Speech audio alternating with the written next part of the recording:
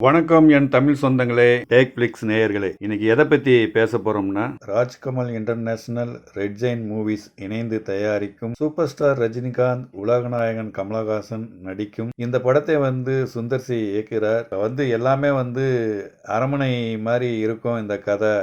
இது ஒரு பேய் படமாக இருக்கும் அப்படின்னு சிலர் சில விதமாக பேசுகிறாங்க.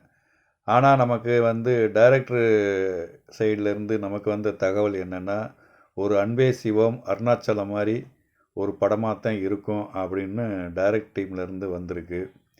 நீண்ட நாளைக்கு அப்புறம் ரஜினி, கமல் இணைந்து நடிக்கும் இந்த படம் 2027 பொங்கலுக்கு ரிலீஸ் ஆக பிளான் பண்ணியிருக்காங்க. எது எப்படியோ, இந்த நீண்ட இடைவெளிக்கு பிறகு நடிக்கும் கமல், ரஜினி படங்கள் நல்ல கதை அம்சத்துடன் வெளிவர எங்களுடைய சார்பாக வாழ்த்து தெரிவிச்சுக்கிறோம்.